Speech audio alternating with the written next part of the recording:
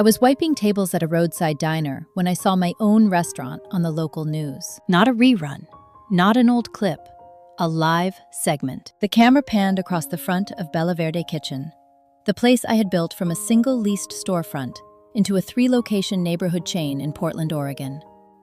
The sign was still the same green script I'd designed myself. The windows still held the plants I used to water every morning at 6. And standing in front of it, smiling like he'd earned it, was my husband, Daniel Harper. Next to him was his mother, Margaret Harper, dressed in a cream blazer, her hand resting on his arm, as if she were the one being interviewed. The reporter said the words slowly, clearly. Under new ownership, Bella Verde Kitchen enters an exciting new chapter. I didn't drop the rag. I didn't gasp. I didn't cry. I finished wiping the table, picked up the plates, and carried them to the dish pit, like my hands still belonged to me. If you've ever had your life rewritten while you were busy surviving, if you've ever been erased in real time, take a moment now. Like this. Comment if something similar ever happened to you. Subscribe if you want to hear how this ends. I didn't know it then, but that moment was the first honest thing that had happened to me in years. My name is Elena Harper. I was 32 years old when I became a waitress at a diner called Pine Street Grill, earning $14.25 an hour, plus tips, while the business I founded was being introduced to the city as someone else's dream. I have 2 children. Noah Harper was 6. Lily Harper was 4. They were at school that morning, eating lunches I packed before my shift started at 7. 3 years earlier, I was the sole owner of Bella Verde Kitchen LLC. That's not a figure of speech. I mean sole. My name was on the Articles of Organization filed with the Oregon Secretary of State in 2017. I had invested $86,000 of my own savings, worked 18-hour days, negotiated supplier contracts, hired and fired staff, and personally trained every kitchen manager across all 3 locations. Daniel Harper, my husband of 8 years, joined the business later. Not as a founder, not as an operator. He handled vendor invoicing and payroll processing after he quit his sales job, mostly because his mother insisted a real family business needed a man in the room. Margaret Harper never liked that the restaurants were mine. She said she was proud of me. She said it often, usually in front of other people. But she corrected servers when they called me the owner. She introduced me as Daniel's wife, who helped with the restaurants. She once laughed at a holiday dinner and said, "Well, Elena has the energy, but Daniel has the head for numbers." I let it slide. Over and over. Because that's what you do when you're told you're being too sensitive and you need to keep the peace. The diner bell rang. Someone called an order. Hash browns. Over easy. I plated the food, my mind already rewinding months. It hadn't started with lawyers or documents. It started with fatigue. After Lily was born, I went back to work in 6 weeks. After Noah started kindergarten, I started sleeping 4 hours a night. I trusted Daniel when he said he'd handle the paperwork while I focused on the creative side. That phrase should have stopped me. Instead, I signed what he put in front of me. Amendments, operating agreements, temporary measures, he called them. Margaret Harper sat at our kitchen table during those conversations, nodding, smiling, pouring tea like she was doing me a favor. "You don't need to read every page," she said once when I hesitated. "You trust your husband, don't you?" I did. That trust cost me everything. By the time I realized what had happened, my ownership stake had been diluted to 0 through a series of internal transfers and debt assumptions I had technically approved while exhausted, postpartum, and financially dependent on the very system I was running. The diner shift ended at 3. I picked up my paycheck, $412.18 for the week, and drove my 12-year-old Honda Civic to my apartment.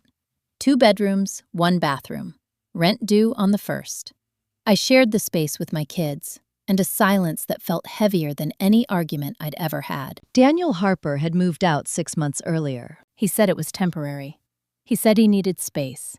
He left the kids' beds exactly how they were, like he planned to come back for them. Margaret Harper told everyone I was unstable. "She's overwhelmed," she said.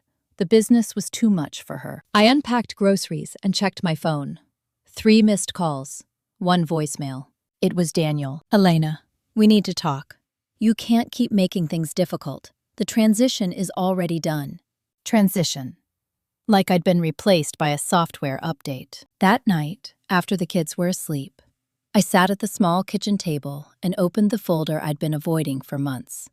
Bank statements, emails, copies of signed documents I barely remembered touching. I didn't understand everything, but I understood enough. I wasn't just excluded. I had been set up. The operating agreement Daniel Harper filed gave him full control in the event of manager incapacity. The debt Margaret Harper helped secure was backed by the business, not the individuals.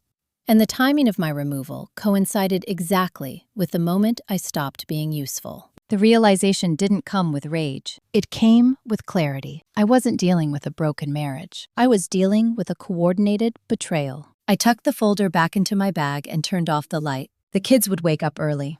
I had another shift at the diner.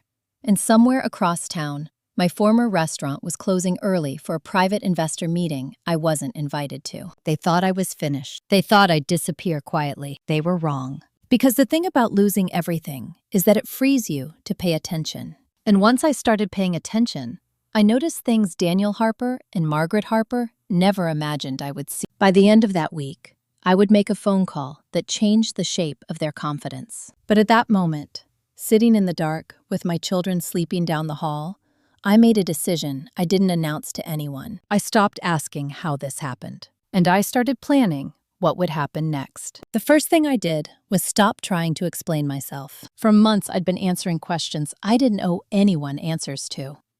Why I left the house, why I wasn't at the restaurants anymore, why I was working nights. Every explanation chipped away at something I needed intact. So I went quiet, not outwardly. I still smiled at customers at Pine Street Grill. I still packed lunches for Noah and Lily. I still nodded politely when Daniel Harper texted reminders about co-parenting boundaries, as if he hadn't erased me from our shared life. But internally, I stopped reacting. That was new. On my third week at the diner, I learned the rhythm. Tuesdays were slow. Fridays were chaos. Sundays brought families who didn't tip well but stayed too long. I memorized faces, listened more than I spoke. It's amazing what people say when they assume you're invisible. One afternoon, a man in a gray suit sat in my section, nursing black coffee and scrolling on his phone. He barely looked up when he ordered, but when I brought the check, he glanced at my name tag. "Elena," he said, "you run this place?" I almost laughed. "No," I said. "I just work here." He nodded. "You're efficient." Most owners are. I watched him walk out, the comment staying with me longer than it should have. At home, after the kids were asleep, I started rebuilding something I hadn't touched since the restaurants took over my life. Records. Not emotional ones. Not journals.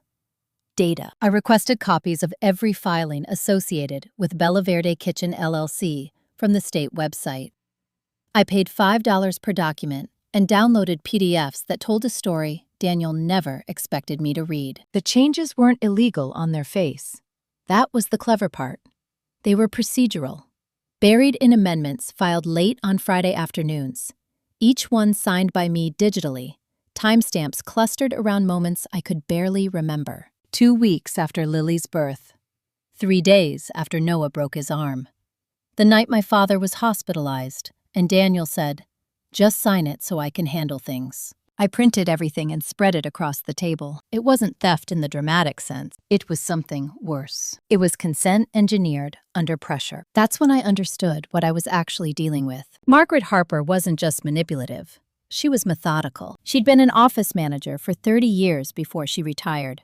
She understood systems, paper trails, how to make something look voluntary long after the moment passed. I remembered a conversation from years earlier, during our first expansion. "You're too generous," she'd said, sipping wine in my kitchen.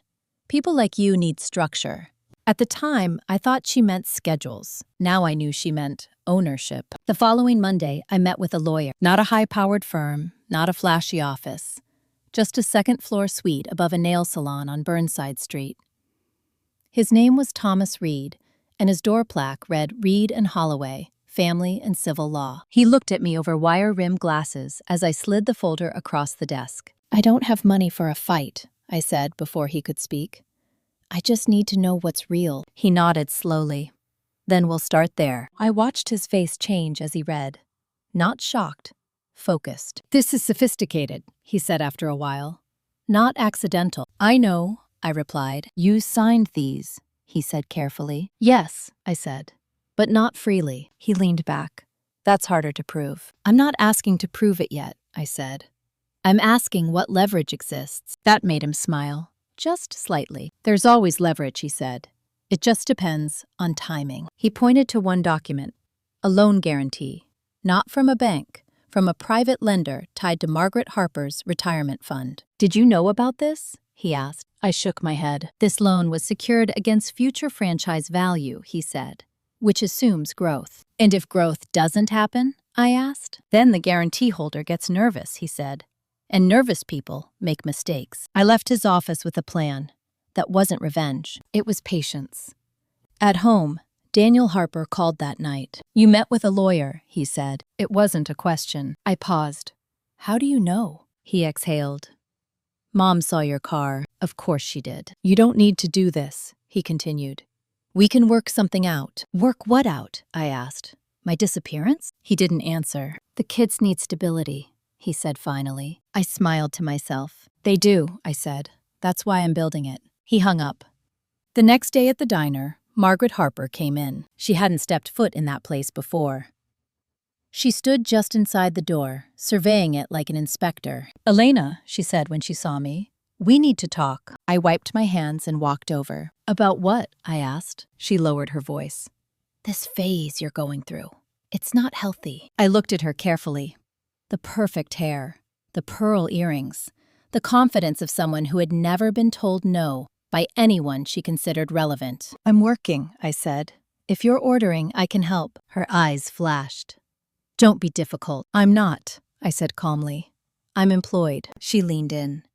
You should think about the long term. I am, I replied. She left without ordering. That night, Thomas Reed emailed me. Subject line.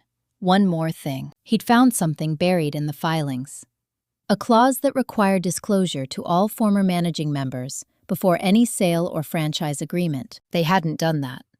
Not with me. It wasn't enough to take the business back, but it was enough to stop them from moving forward quietly. I sat at the table long after midnight, the apartment silent except for the hum of the fridge. For the first time since everything collapsed, I felt something solid under my feet. Not hope. Ground. By the end of the month, Bella Verde Kitchen would be preparing to announce its first franchise deal. Daniel Harper would be on stage. Margaret Harper would be smiling in the front row, and I would be exactly where they least expected me. Not begging, not protesting, just present. They thought the story was already written. They didn't realize I was still holding the pen. And the next chapter would begin the moment they tried to cash in on what they stole. By the time the franchise announcement hit my inbox, I was already 2 steps ahead of it. The email came from a trade newsletter I'd subscribed to years ago, back when Bella Verde Kitchen was still just my name on a lease and a borrowed convection oven. The subject line was cheerful. Growth opportunity in the Pacific Northwest. I didn't open it right away.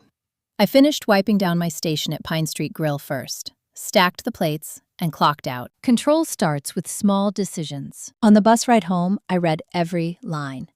The language was polished, optimistic, full of words like scalable and community-driven. Daniel Harper was quoted as founder and CEO. Margaret Harper was listed as advisory chair.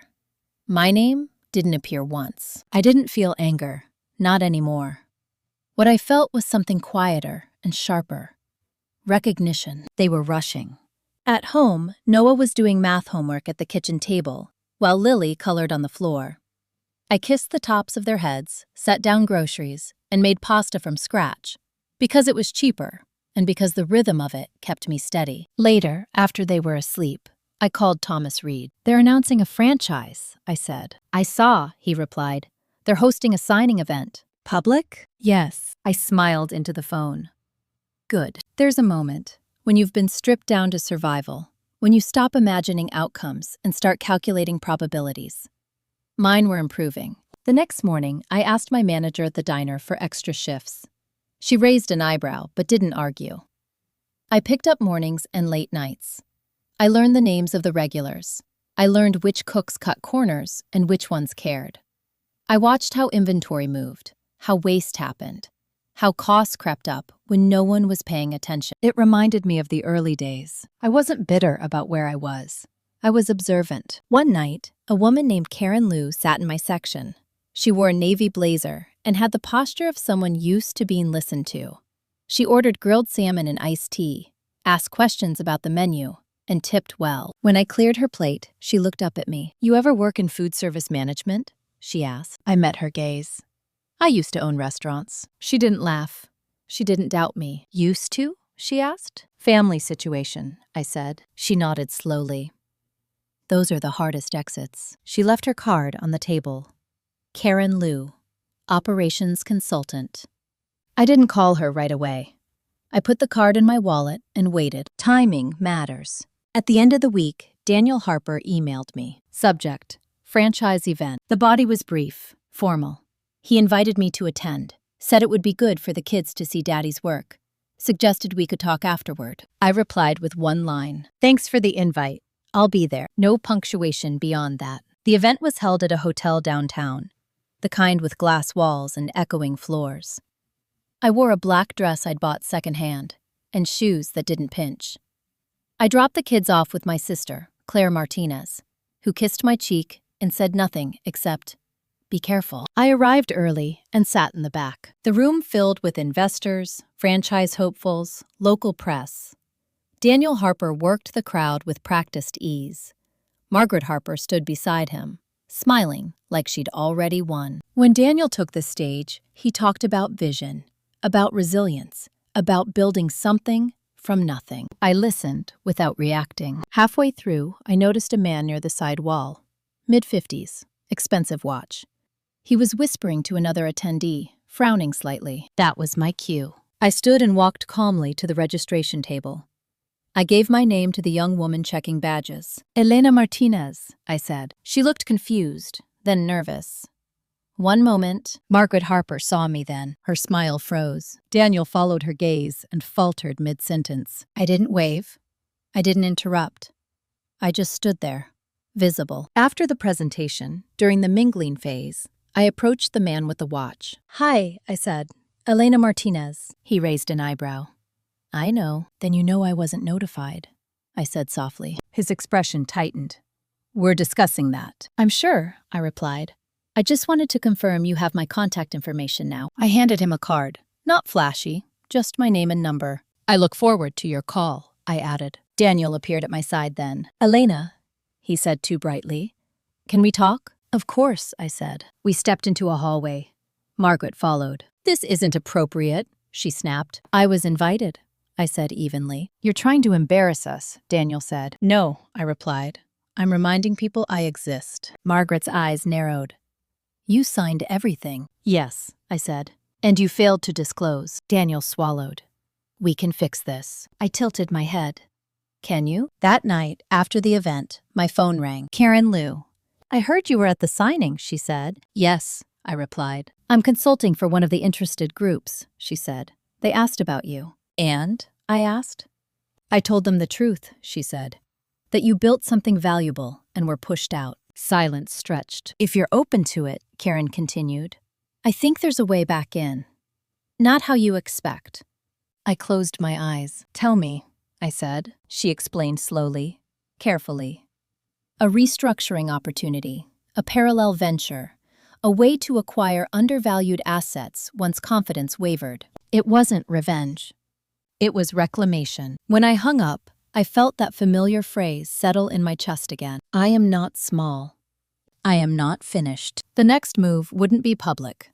It wouldn't be dramatic. It would be quiet, and it would change everything they thought they controlled. The shift happened quietly, the way real turning points usually do. No announcement, no confrontation, just a subtle change in how people looked at me when my name came up. I noticed it first, in the silences. Daniel Harper stopped texting.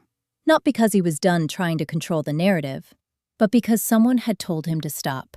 Silence, in his world, meant legal advice. Margaret Harper, on the other hand, doubled down. She showed up at my apartment unannounced on a Wednesday afternoon while I was tying Lily's shoes for preschool. I opened the door, saw her standing there with a tight smile and a leather tote, and knew immediately this wasn't a visit. It was an inspection. "We need to talk," she said, stepping inside without waiting. Lily looked up at her. "Are you Daddy's mom?" Margaret smiled thinly. "Yes, sweetheart." I put a hand on Lily's shoulder. "Go get your jacket." Margaret waited until the door closed behind Lily before turning to me. "This little performance you're putting on," she said, lowering her voice. "It's reckless." I leaned against the counter. "You're in my kitchen, Margaret. Choose your words carefully." Her lips pressed together. "You're confusing sympathy with leverage." "No," I replied. "You're confusing silence with surrender." She opened her tote and pulled out a folder. Thick. Deliberate. "We're prepared to offer you a settlement," she said. "A lump sum. Enough to get you on your feet." I glanced at the folder but didn't reach for it. "And in return?" I asked. "You stay out of the business," she said. "Publicly and privately." I smiled, slow and controlled. "You're late." Her eyes flicked up. "Late for what?" "For that offer to mean anything." She stood abruptly. "You're making a mistake." "No," I said. "I already made mine. I trusted you." That landed. She left without another word. The next day, Thomas Reed called me before I clocked in. "They're spooked," he said. "And they should be." "What changed?" I asked. "One of the franchise groups pulled out," he replied. "Cited concerns about governance and undisclosed stakeholders." I closed my eyes briefly. "Karen?" "Indirectly," he said. "Your presence started a conversation. Conversations don't stop once they begin." At the diner, I worked a double. My feet ached, my hands smelled like bleach and coffee.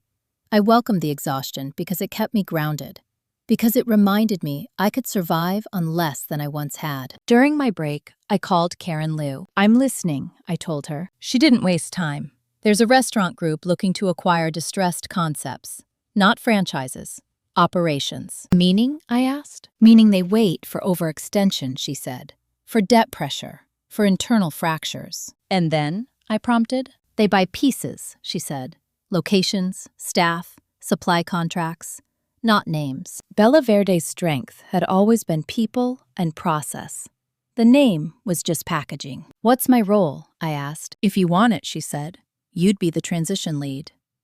Quiet, behind the scenes, I pictured it. Walking into kitchens I once designed, training managers who didn't know my name, rebuilding what had been stripped away one piece at a time. "And Daniel?" I asked. Karen paused. "He'd be irrelevant." I thanked her and hung up. Recipes, margins scribbled in the corners, supplier names, seasonal adjustments, things Daniel never bothered to learn because he thought leadership was about visibility. I emailed Karen, one word: yes. The following weeks blurred together. I worked mornings at the diner, afternoons on calls under a pseudonym, evenings with my kids. I learned to compartmentalize in a way I never had before. Emotion stayed out of it. This wasn't personal anymore. It was structural. Thomas Reed sent updates as they came. Bella Verde missed a loan covenant. Margaret Harper tried to renegotiate. Investors asked questions that didn't have clean answers. Then came the Thanksgiving dinner invitation from Daniel. "We haven't done this in a while. For the kids. Let's keep it civil." I stared at the message longer than I should have. Thomas advised against it. Karen said it might be useful. Daniel's house smelled like rosemary and butter when I walked in. The kids ran ahead, shouting. Margaret Harper stood near the window, wine glass in hand. She didn't greet me. Dinner was tense but polite. Daniel talked too much. Margaret watched everything. At one point, Daniel's brother, Mark Harper, leaned over and whispered, "Heard things aren't great at the company." Daniel stiffened. Margaret shot him a look. I took a sip of water. After dessert, Daniel followed me into the kitchen. "You're enjoying this," he said quietly. I met his eyes. "I'm observing." "You could stop this," he said. "You could take the money." I shook my head. "You still don't understand." "Then explain it," he snapped. "I don't need to," I replied. "You'll see it soon enough." That night, after the kids were asleep in the guest room, my phone buzzed. "Karen." "They're ready," she said. 2 locations, inventory and staff. Sale closes Monday. I exhaled slowly. Daniel doesn't know, she added. Good, I said. In the dark guest room, listening to my children breathe, I felt something shift again. Not triumph, alignment. Everything was finally moving in the same direction, and Daniel Harper was about to learn that the most dangerous person in the room is the one who stops asking for permission. The first Bella Verde location would change hands in 72 hours. Not to me, but because of me. And that was only the beginning. The sale closed on a Monday morning, while I was refilling coffee for a construction crew at the diner. No alarms, no headlines, just signatures moving across paper in a conference room I wasn't invited to.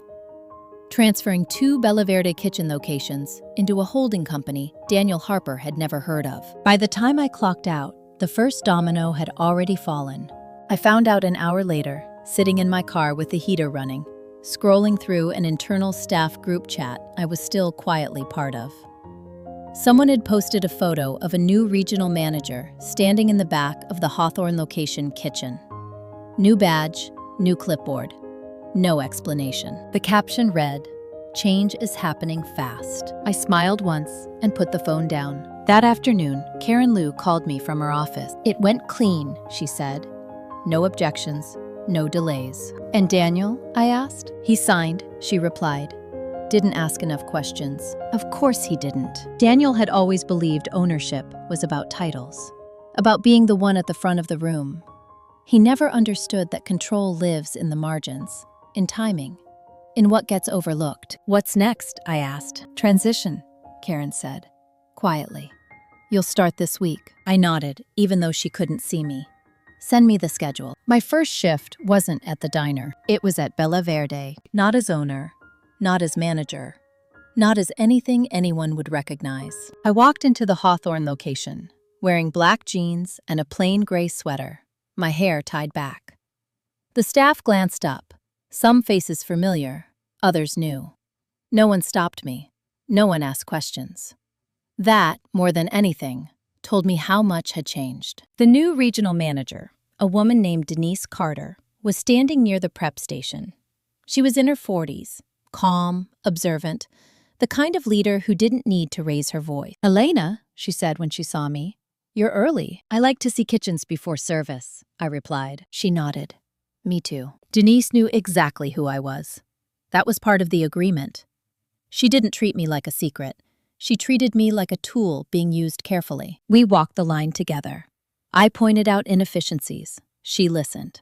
I suggested staffing changes. She took notes. No one else in the room realized they were watching the restaurant return to its original shape. At the end of the shift, one of the sous chefs, Miguel Santos, pulled me aside. "You sound like the old owner," he said quietly. I met his eyes. "That's because I am." His face went still. Then he nodded once. "I wondered when you'd come back," he said. I didn't correct him. That night, Daniel Harper called. He sounded off balance, not angry, uncertain. "Did you know about this?" he asked. "About what?" I replied. "The sale," he said. 2 locations. They didn't even tell me until after. I leaned against the counter in my apartment, watching Noah and Lily build a tower out of cereal boxes. "I found out today," I said. "That's not what I meant," he snapped. "No," I agreed. "It's not," he exhaled. "Things are complicated right now." "They always were," I said. "Mom thinks someone's undermining us," he added. I smiled faintly. "Undermining requires intent." "And you don't have any?" he asked. "I have focus," I replied. He hung up. The next week, I split my time between the diner and the kitchens. I kept my name quiet. I let others take credit. I documented everything. Costs dropped, waste fell, staff turnover slowed. Daniel noticed. Margaret Harper noticed more. She showed up at the Hawthorne location unannounced on a Friday afternoon, heels clicking across the tile like a warning. She froze when she saw me at the expo station. "Elena," she said sharply, "what are you doing here?" I didn't look up right away. I finished plating the dish in front of me, slid it into the pickup window, then turned. "I work here," I said. Her eyes flicked to Denise. "Who authorized this?" "I did," Denise replied calmly. Margaret's jaw tightened. "You can't just bring in outsiders." Denise didn't blink. "Actually, I can." Margaret turned back to me. This is inappropriate. I leaned in slightly.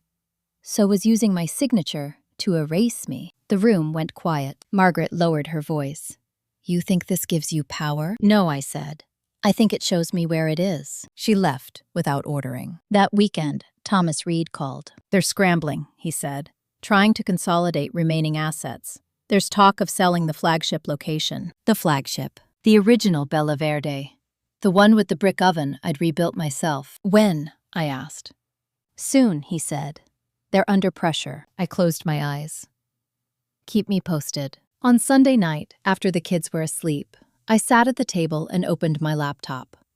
I pulled up a new document and started writing numbers. Not dreams. Not revenge fantasies. Offers. By Monday morning, Karen Liu had forwarded me a message. The holding group is interested in expanding the acquisition. They want to know if you're willing to lead negotiations. I typed back 2 words. I am. I went to work at the diner like nothing had changed. I smiled at customers. I counted tips. I packed leftovers into containers for the kids. But underneath the routine, everything was aligning. Daniel Harper still thought this was a temporary disruption. Margaret Harper still believed she could outmaneuver me. They didn't understand the difference between losing control and losing time. By the end of the month, they would lose both. And the flagship location would be next. Not because I demanded it, but because I was ready to take it back without asking. The flagship location went dark on a Thursday. No announcement, no explanation taped to the door. Just a handwritten sign that said closed for maintenance and a padlock that looked heavier than it needed to be. I drove past it twice that day. Once on the way to the diner, once on the way back to pick up Noah and Lily from after-school care. The windows were dark, the plants inside wilted from neglect. The brick oven I'd rebuilt with my own hands sat cold behind glass. That was the moment it stopped being abstract. This wasn't a business problem anymore. It was a dismantling. Daniel Harper called me that night. Who's they? I asked. He hesitated. The lenders, the partners. I waited. And the advisor group, he added. They think the flagship is a liability. I leaned against the counter, listening to the kids argue over crayons in the other room. They're not wrong, I said. You built that place, he snapped. You know what it's worth. Yes, I replied. I do. Then help me, he said. You don't want it to end like this. I almost laughed. You already decided how it would end, I said quietly. You just didn't expect me to be here for it. He hung up without saying goodbye. The next morning, Karen Liu called before my shift at the diner. They're shopping the flagship, she said, quietly. Price? I asked. Low, she replied. They need liquidity. I closed my eyes. Send me the details. She paused. Elena, if you do this. I know, I said. It changes things. Yes, she said. For everyone. That afternoon, I met Denise Carter at a coffee shop near the river. She slid a folder across the table without ceremony. Financials, she said. Deferred maintenance. Staffing issues. It's bleeding. I know, I replied. I warned them years ago. She studied me. You want it back. I want it right, I said. She nodded. Then you'll need to move fast. By the end of the week, I had assembled something I hadn't allowed myself to imagine until now. A real offer. Not from me personally, not from my name, but from an entity Karen had helped structure, backed by quiet investors who didn't care about legacy or family drama. They cared about fundamentals. And the fundamentals were still there, buried under mismanagement. Thomas Reed reviewed the documents late into the night. This is clean, he said finally. Aggressive, but clean. Will it hold? I asked. Yes, he replied. And if they reject it? They won't, I said. They couldn't afford to. On Sunday, Margaret Harper invited me to lunch. The restaurant she chose was expensive and quiet, the kind of place where waiters pretended not to hear anything. She arrived early, already seated, already irritated. This has gone far enough, she said the moment I sat down. I didn't order yet. You've humiliated us, she continued. You've destabilized the business. You did that, I replied. I just stopped covering for it. She leaned forward. If you're behind this offer, I suggest you withdraw it. I met her eyes. Why? Because you don't have the stomach for what comes next, she said. I smiled faintly. You taught me everything I know about endurance. Her lips thinned. You think buying back one location makes you powerful? No, I said. I think it makes me responsible, she scoffed. Daniel will never agree. Daniel doesn't have to, I replied. That landed harder than anything else I'd said. She stood abruptly. You're still his wife. For now, I said. She left without finishing her meal. 2 days later, the call came. Daniel Harper. Again. They're considering the offer, he said, voice low. The board. They want to know if you're involved. I looked out the window at my kids playing on the floor. What did you tell them? I asked. That you weren't, he said. And did they believe you? Silence. They want assurances, he said. Continuity. Leadership. I closed my eyes. You don't get to ask me for cover anymore. I'm not, he said quickly. I'm asking you to stop. Stop what? I asked. Stop this slow punishment, he said. If you want the place, just say it. I considered that. I do, I said. The words sat between us, heavy and final. You can't, he said. Not like this. Watch me, I replied. The following Friday, the offer was accepted. Not publicly, not celebrated, just signed. I stood in the empty flagship location that evening, keys cold in my hand, the air stale with neglect. The brick oven loomed in the corner, silent but intact. I walked the floor slowly, counted tables, touched the counter where I used to stand at 6 a.m, checking prep lists. This wasn't victory. This was reclamation. Outside, my phone buzzed. A text from Daniel. You didn't have to destroy us, I typed back. You destroyed yourselves.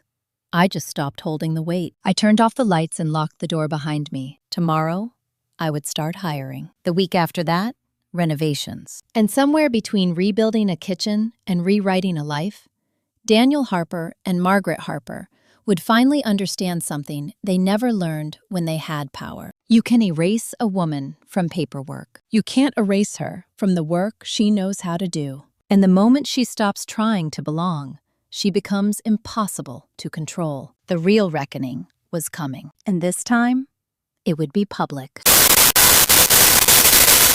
No press release, no social media countdown, just a line at the bottom of a supplier email and a handwritten sign taped inside the flagship window. Opening soon.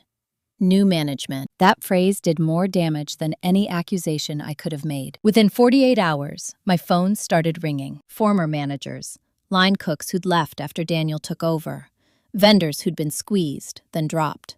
People who remembered how things used to run before the business became a family ornament instead of a workplace. I answered every call, not to reminisce, to rebuild. I hired Miguel Santos back as head chef the same day he called. He didn't negotiate salary. He just asked one question. Are you really in charge this time? Yes, I said. Then I'm in, he replied. Denise Carter handled operations, while I focused on people. I didn't advertise positions. I filled them through memory and referrals. It was faster that way. Trust moves quicker when it's earned. 3 days into renovations, Margaret Harper showed up again. This time, she didn't wear heels. She wore flats and a coat too thin for the weather, like she hadn't planned to stay long. You're not reopening under the same name, she said as soon as she saw the stripped signage. No, I replied. I'm not. That name belongs to us, she said. It belonged to the work, I said. You abandoned that. She looked around the gutted dining room, the exposed brick, the fresh wiring. You think people will follow you, she said. I know they already have, I replied. Her jaw tightened. Daniel is panicking. I know, I said again. She stepped closer. He's your husband. I met her eyes. He's my liability. That was the moment something in her shifted. Not anger, fear. You don't understand what you're doing, she said quietly. There are consequences. I understand exactly, I replied. I've been living with them for 2 years. She left without another word. That night, Daniel called. Not angry, not pleading. Resign. They're asking me to step down, he said. I didn't respond right away. The board, he continued. They think I lost control of the narrative. You did, I said. You set this up, he said. You made me look incompetent. I leaned against the counter, the smell of paint and sawdust still clinging to my clothes. No, I said. I let people see what was already there. He was quiet for a long moment. They want you to speak at the holiday investors' dinner, he said finally. I smiled to myself. About what? I asked. Stability, he said. Continuity. Reconciliation. I'm not your alibi, I replied. They won't listen to me, he said. They trust you. That's not an accident, I said. He exhaled. What do you want? I closed my eyes. I want a clean divorce, I said. I want my name removed from anything tied to your debt. And I want you to stop using my history as cover. That's not small, he said. It's proportional, I replied. He didn't answer. 2 days later, my lawyer Thomas Reed called. They agreed, he said. All of it. I sat down slowly. Why now? I asked. Because they're bleeding, he replied. And because you're no longer invisible. The divorce paperwork arrived that afternoon. No apology attached. No note. Just signatures waiting for mine. The reopening was scheduled for the first Saturday in December. Snow fell that morning, light and clean, dusting the sidewalk like a reset button. We unlocked the doors at 11. By 11:15, every table was full. People hugged Miguel. Staff laughed like they hadn't in years. Someone asked me if I was the owner. Yes, I said. They nodded, satisfied. At noon, a local food writer walked in, unannounced. She ordered soup, took notes, asked questions. Why reopen now? She asked. Because it was time, I said. She smiled. People love a comeback. This isn't one, I replied. It's a return. That evening, after service ended, and the staff gathered for a drink, Denise raised a glass. To Elena, she said, for building something twice. I shook my head. Once, I said. I just took a detour. My phone buzzed while we cleaned up. An email invitation. Holiday investors dinner. Black tie. Attendance requested. Attached was the seating chart. My name was listed. Not as Daniel's wife. As founder. I stared at the screen for a long time. They were trying to fold me back in. To soften the story. To make it look like alignment instead of exposure. I forwarded the email to Thomas Reed with one line. I'll attend.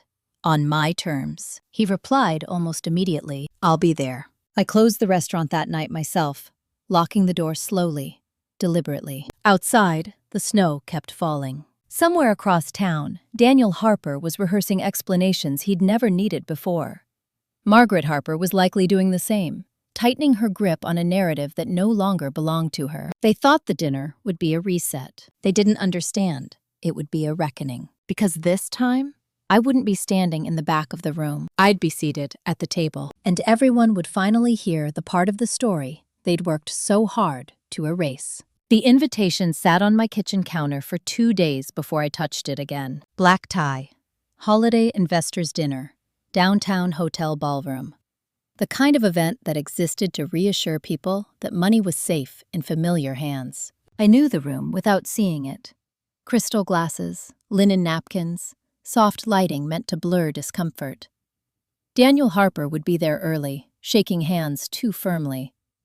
Margaret Harper would arrive precisely on time, wearing something understated and expensive, ready to reclaim control through proximity. They thought my presence would calm the room. They were wrong. The morning of the dinner, I met Thomas Reed at his office. You don't owe them anything, he said, closing the file in front of him. I know, I replied. That's why I'm going. He studied me for a moment. They'll try to frame this as reconciliation. I won't let them, I said. I'm not angry. That's what scares them. He nodded once. Then keep it factual. That night, I left the kids with my sister, Claire Martinez, who hugged me longer than usual. You don't have to do this, she said quietly. I do, I replied. So I can stop doing things like this. The ballroom smelled like money and pine. Tall trees decorated with white lights lined the walls. A string quartet played something soft and familiar. People smiled too easily. I arrived alone. Heads turned. Whispers followed. I felt none of it stick. Daniel saw me from across the room. He froze for half a second before recovering, crossing toward me with a practiced smile. You look well, he said. So do you, I replied. It wasn't true. Margaret Harper joined us moments later. She looked at me carefully, like she was trying to measure how much damage I intended to do. Elena, she said, I'm glad you came. I said I would, I replied. She gestured toward the seating area. We're at the front. I know, I said. The place card read, Elena Martinez, founder, not Harper. That was new. Dinner passed in polite conversation. People asked me about the reopening. About the staff, about the concept, I answered plainly. Numbers, timelines, no emotion. Halfway through dessert, the moderator took the stage. Tonight, he said, we want to acknowledge the resilience of our leadership during a challenging year. I felt Daniel tense beside me. And we'd like to invite Elena Martinez to say a few words. A ripple moved through the room. Margaret's hand tightened on her napkin. I stood. The microphone felt light in my hand. I didn't clear my throat. I didn't smile. I didn't plan to speak tonight, I said. But since my name has been used often in this room, I want to clarify a few things. The room went still. I founded Bella Verde Kitchen in 2017, I continued. I grew it from 1 location to 3. I stepped back during a period of personal strain and trusted others to act in good faith. Daniel stared straight ahead. That trust was misplaced, I said evenly. Decisions were made without disclosure. Debt was taken on without consent. And my role was quietly erased. I paused, just long enough. I am not here to reconcile, I said. I am here to be accurate. People shifted in their chairs. I no longer have any financial or legal ties to Bella Verde Kitchen, I continued. I have withdrawn my name, my labor, and my silence. What remains is your responsibility. I looked directly at the investors. If stability matters to you, I said, ask who has been doing the work. Ask who understands the margins. Ask who stays when the optics fade. I handed the microphone back. I wish you clarity, I said. That's all. I sat down. The applause was scattered, uneven, honest. Daniel didn't look at me. Margaret didn't move. The rest of the evening blurred. People approached quietly. Some thanked me. Some avoided eye contact. A few asked for my card. I gave it to them. I left before coffee. Outside, the air was cold and sharp. I stood there for a moment, breathing, feeling the weight finally lift. My phone buzzed. A text from Daniel. You didn't have to do that. I typed back.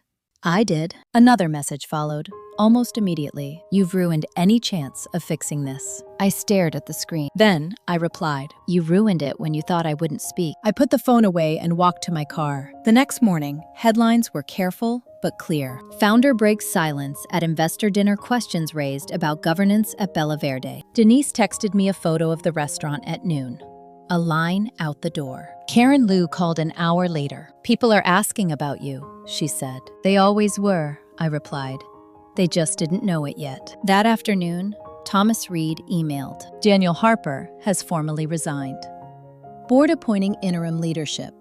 I sat at the kitchen table, Noah and Lily coloring beside me, and let the moment pass without ceremony. This wasn't the end. It was the release. The reckoning everyone expected didn't come in the form of collapse or shouting or public shame. It came in the quiet way power shifts, when the truth is spoken calmly and cannot be pulled back.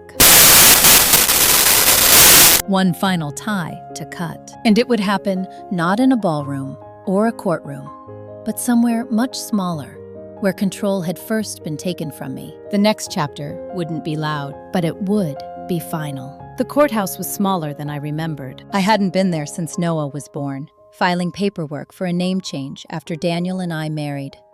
Back then, the building felt official, almost reassuring. This time, it felt clinical, neutral. A place where stories were reduced to documents and signatures, which was exactly what I needed. Thomas Reed met me on the steps just before 9. He wore the same gray suit he always did, his briefcase tucked under one arm like a habit. You ready? He asked. Yes, I said, and meant it. Inside, the air smelled faintly of disinfectant and old paper. We checked in, waited on a hard bench, and watched people pass by, carrying their own quiet endings. No one cried. No one shouted. This wasn't that kind of day. Daniel Harper arrived 10 minutes late. He looked thinner, tired in a way sleep doesn't fix. He nodded at Thomas, avoided my eyes, and sat on the far end of the bench, like distance might still protect him. Margaret Harper wasn't there. That told me everything. When our case was called, we stood. The judge was a woman in her late 50s, efficient, uninterested in drama. She reviewed the file, asked a few procedural questions, and looked at us both. This is uncontested? She asked. Yes, Daniel said quickly. Yes, I echoed. She nodded. Then we'll proceed. No speeches, no questions about reconciliation, just the sound of pages turning and a pen scratching across paper. When it was over, the judge handed the clerk the file and looked at me. "Ms. Martinez," she said, "you're free to go." Free. The word landed differently than I expected. Not light. Solid. Outside, Daniel stopped me near the doors. "Elena," he said, "can we talk?" I considered it. "We are," I said. He swallowed. "I didn't think it would end like this." "I did," I replied.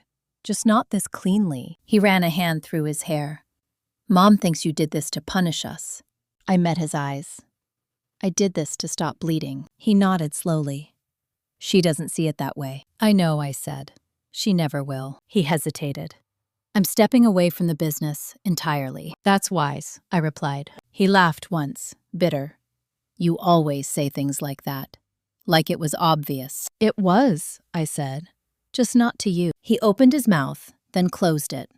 Finally, he said, "I'm sorry." The apology was late, incomplete, but real. "I accept that you're sorry," I said. "I don't accept responsibility for fixing you." He nodded. Fair. We parted without touching. On the drive home, I didn't turn on the radio. I let the quiet sit with me. When I pulled into the apartment lot, I didn't feel the usual rush to get inside, to prove something by movement. That afternoon, I met Denise Carter at the restaurant. She had paperwork spread across a table, schedules and invoices neatly aligned. "Staff's solid," she said. "Vendors are stabilizing. Reviews are strong." I nodded. "Good." "Yes," I said, and again meant it. Miguel Santos poked his head out of the kitchen. "Hey," he said. "Someone from the old company was here." I raised an eyebrow. "Who?" "A lawyer," he said. "Didn't give a name. Asked about you." Thomas Reed's voice echoed in my head. Timing matters. "Did you talk to them?" I asked. Miguel shook his head. "Told them we don't discuss ownership." "Good," I said. That night, after the kids were asleep, I opened my laptop and reviewed the last remaining documents tied to Bella Verde Kitchen. There was one. A deferred compensation agreement, signed years ago, forgotten. It tied a small percentage of profits to my continued advisory role, a role I'd been removed from without notice. Thomas had flagged it weeks earlier. "They'll argue it's void," he'd said, "but they won't want to argue it publicly." I drafted an email to the board, polite, brief, attached the document, requested confirmation of payout or written refusal. I hit send and closed the laptop. I didn't need the money, not anymore. I needed the ending. 2 days later, the response came. They would pay. No explanation, no apology. Just a wire confirmation and a request for mutual non-disparagement. Closure doesn't always look like justice. Sometimes it looks like consent to move on. That weekend, I took Noah and Lily to the coast. We walked the beach in jackets too big for them, collected shells, ate fries from a paper tray. No one recognized me. No one asked questions. At sunset, Noah asked, "Mom, are we staying here forever?" I smiled. "No," I said, "but we're staying together." That night, after they fell asleep in the hotel room, I stood by the window and watched the ocean. The pull was constant, quiet, uninterested in my story, and that was comforting. The next chapter of my life wouldn't be defined by what was taken from me. It would be defined by what I chose to keep. There was only one more conversation left to have, and it wouldn't be with Daniel. It would be with the woman who taught him how to take without asking. That meeting had been avoided long enough, and when it happened, it wouldn't involve lawyers or investors or signatures. Just truth. The kind that doesn't ask permission and doesn't need witnesses. Because some reckonings aren't about winning. They're about making sure the door stays closed behind you. And I was finally ready to shut it. I didn't plan the meeting with Margaret Harper. That's important. I didn't request it through lawyers. I didn't send a carefully worded email. I didn't warn her. I simply showed up where she could not avoid me. Her church held a weekday volunteer lunch every Tuesday at noon. I knew because she used to brag about it. About service, about community, about being seen doing good. I waited until the children were settled at school, changed out of my work clothes, and drove across town. The fellowship hall smelled like soup and coffee. Folding tables, white paper napkins, the kind of place where people spoke softly because they believed goodness required a certain volume. Margaret Harper was standing near the back, ladling broth into bowls, pearls still at her throat. She saw me immediately. Her hand froze mid-motion. "Elena," she said, voice tight, "this isn't appropriate." "I won't take long," I replied. "I promise." The women around us glanced over, curious but polite. Margaret set the ladle down carefully, like she was steadying herself. "Walk with me," she said. We stepped outside into the small garden behind the hall. Winter flowers, bare branches, the kind of space meant for quiet conversations. "You got what you wanted," she said as soon as the door closed. "Why are you here?" "I didn't come for what I wanted," I said. "I came for what you need to hear." She folded her arms. "You humiliated my family." "You erased mine," I replied, while I was still inside it. She scoffed. "You're exaggerating." I shook my head. "You taught my children that their mother was disposable." Her eyes flickered. That was new. "They're better off without the chaos," she said. "No," I said. "They're better off without manipulation." She stepped closer. "You think you're better than us now?" "I think I'm done explaining myself," I replied. She stared at me, searching for anger, for cracks. She didn't find them. "You always wanted control," she said finally. "You just didn't like how it looked when someone else had it." I almost smiled. "You taught me how power works," I said. "You just didn't expect me to learn the whole lesson." Her mouth tightened. "You could have stayed if you'd known your place." There it was. "I did know my place," I said. "I built it. You took it. And you were shocked when it didn't collapse without me." She turned away, staring at the empty flower beds. "You broke my son," she said quietly. "No," I replied.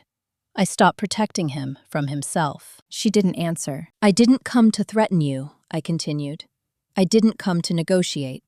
I came to make something clear, so you don't keep telling the story wrong." She looked back at me, wary now. "You didn't outsmart me," I said.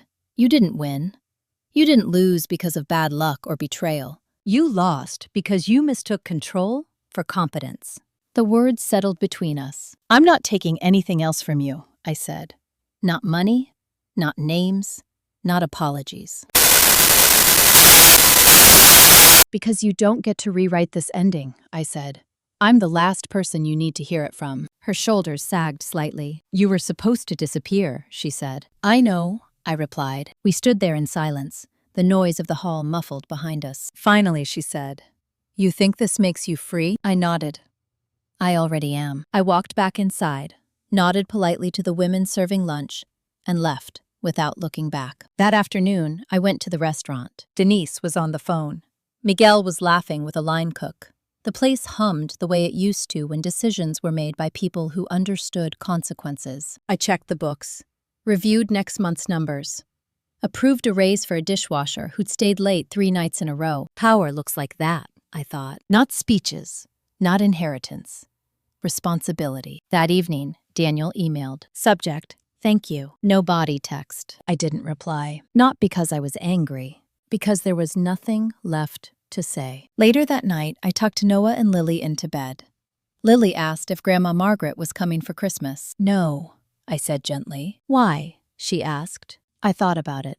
"Because some people can only love when they're in control," I said.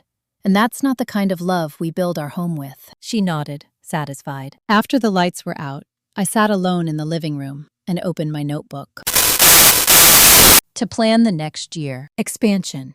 1 location, maybe 2. Slow, careful, transparent. I didn't want an empire. I wanted a life that didn't require me to shrink. Outside, the city moved on, indifferent to my closure. That felt right. There was only 1 chapter left, not about them, about me, and what comes after you stop surviving and start choosing. That ending would be quieter than anyone expected, but it would be mine. The summons arrived on a Thursday morning, folded too neatly inside a cream envelope that looked expensive enough to be intentional. Margaret Harper's handwriting was unmistakable, precise, controlled. The kind of penmanship that believed if you kept the lines straight, the truth would follow. Inside was a formal notice. Petition to contest custody arrangements and challenge business ownership transfer. She wasn't done. I didn't feel anger when I read it. I felt confirmation. Some people don't know how to lose quietly. They only know how to escalate until someone bleeds. I called my attorney, Rachel Wynn, the same afternoon. Rachel was 38, sharp-eyed, and had a habit of listening longer than most people could tolerate. She read the notice in silence. "This isn't about the kids," Rachel said finally. "And it's not about the restaurant." "What is it about?" I asked. "Control," she replied. "And humiliation. She wants to remind you that she can still force you into a room." Rachel smiled slightly. "The problem for her is that she's walking into a court that doesn't care about family hierarchy." I nodded. "What are the odds?" Rachel leaned back. "Legally, very good for you. Emotionally, messy." "Then let's keep it legal," I said. The hearing was scheduled for 2 weeks later, downtown, family court. Daniel Harper would be there. Margaret Harper. Possibly my former sister-in-law, Claire Harper, if Margaret needed an audience. I didn't. The night before the hearing, I worked a double shift, covered a server who called in sick, counted tips, scrubbed my own station. Miguel noticed. "You don't have to do that," he said quietly. "I know," I replied, "but I want to." It grounded me. The next morning, I wore a navy blazer and flat shoes, no jewelry except my watch, hair pulled back. Neutral. Not armor. Alignment. Rachel met me outside the courthouse. "Ready?" she asked. "I was ready months ago," I said. Inside, the hallway buzzed with low voices and nervous energy. Parents clutching folders, lawyers murmuring strategy.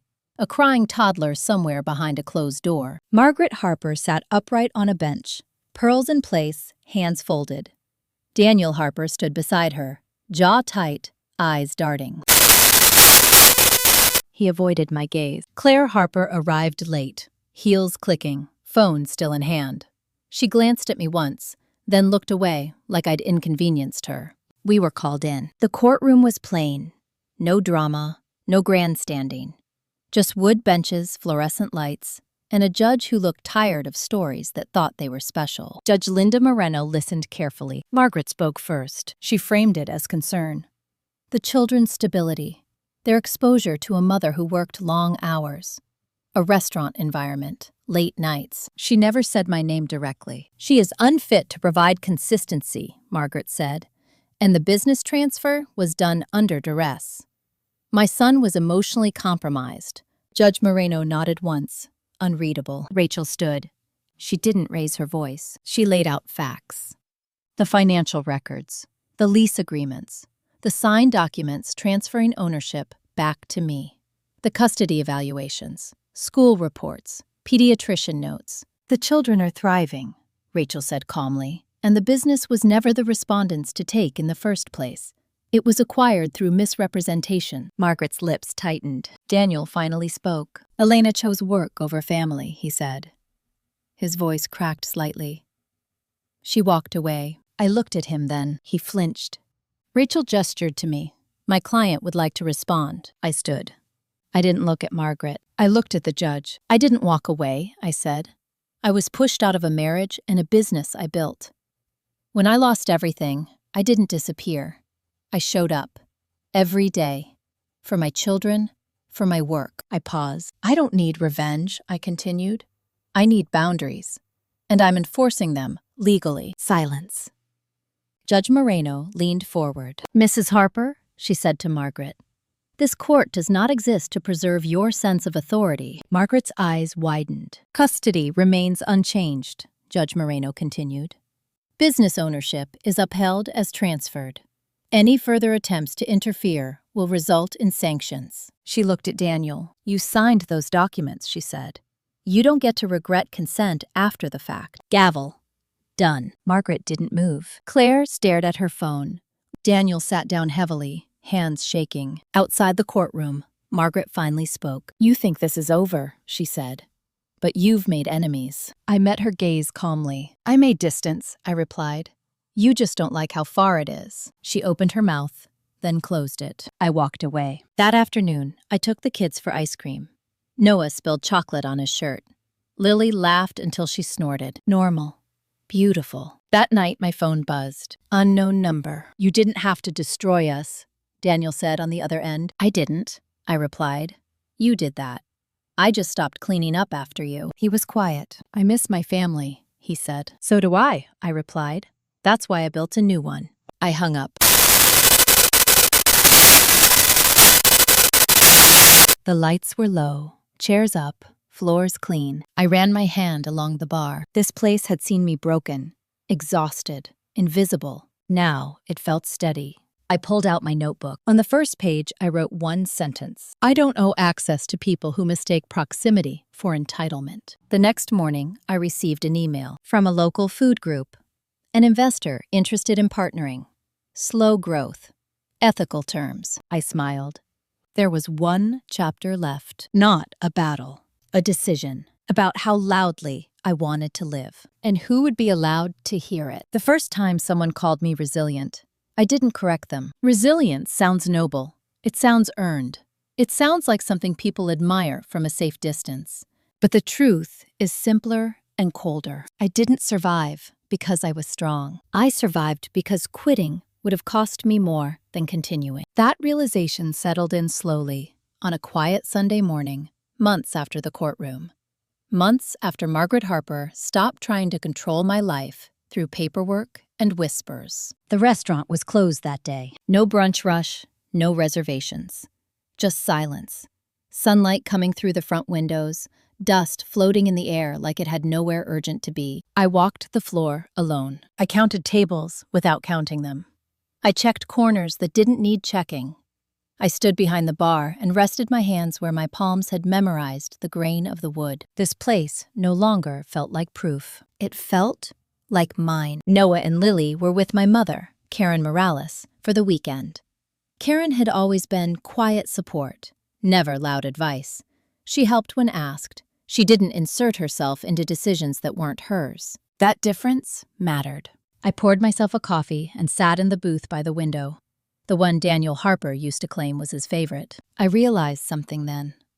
I didn't think about him anymore unless someone said his name. That felt like freedom. The revenge everyone expects isn't loud. There was no dramatic confrontation left. No public apology. No downfall montage. Margaret Harper lost her influence quietly. Her church role rotated to someone else. Her social invitations thinned. People noticed when control disguised as care started failing in public. Daniel lost his certainty. His confidence never recovered. He moved apartments twice in 1 year, changed jobs, asked mutual friends about me more than he should have. Claire Harper unfollowed me on social media after I didn't acknowledge her birthday. None of it felt satisfying, and that was the most satisfying part. Because revenge, real revenge, isn't about watching someone suffer. It's about removing yourself so completely that their actions no longer reach you. The final choice wasn't legal. It wasn't financial. It was personal. 3 months after the hearing, I turned down an expansion deal. Good money, fast growth, press. Miguel thought I was crazy. People don't say no to this, he said. I do, I replied. Why? Because I don't want to build another thing that owns me. He nodded slowly. That makes sense. Instead, I invested in people. I raised wages. I paid for food safety certifications. I gave Denise partial equity when she stopped asking for it. I hired 2 single parents with flexible schedules and adjusted shifts around school pickups without announcing it like charity. I stopped proving anything. At home, life changed in quieter ways. Noah started sleeping through the night again. Lily stopped asking if she was being good enough. We ate dinner at the table more often than not. Not always, but enough. One night, Lily asked me, "Mom, are you famous?" I laughed. No, she considered that. Are you important? I thought carefully. I'm important to myself, I said, and to you. She smiled. That's better. That was the moment I knew I'd already won. The past didn't disappear. It just lost its voice. I still remember the day Margaret Harper told me I should be grateful for what I was allowed to keep. I still remember signing documents I wasn't supposed to understand. I still remember putting on an apron while people whispered about what I used to own. But those memories don't sting. They inform. They remind me why boundaries matter more than forgiveness. Why access is earned, not inherited. Why love that demands silence isn't love at all. A year later, the restaurant hosted a private event. A small wedding, 40 guests. No speeches longer than necessary. No one trying to control the room. I watched from the back as the couple laughed, relaxed, unafraid. Denise caught my eye and raised an eyebrow. "You okay?" she asked. "Yeah," I said, just noticing something. "What?" This is what stability looks like. Later that night, after the lights were off and the doors were locked, I sat at the same booth by the window. I opened my notebook, not a plan. A record. I wrote down what I learned. That betrayal doesn't always come from enemies. It comes from people who think your patience is permanent. That family drama often hides behind tradition and obligation. That revenge doesn't require cruelty. It requires consistency. And that the tables always turn when you stop begging for a seat. If you're listening to this and you've been erased, minimized, sidelined, or told to wait quietly while others take credit for your work, your sacrifice, your life, understand this. You don't need permission to leave the room. You don't need validation to rebuild, and you don't need to announce your comeback. You just need to decide that your dignity is not negotiable. If this story resonated with you, if you've lived a version of it, or if you're standing at the edge of your own turning point, let me know in the comments. If you want more stories about family betrayal, delayed justice, and quiet revenge that actually works, subscribe and stay. There are many ways to lose everything, and just as many ways to take it back. This was mine.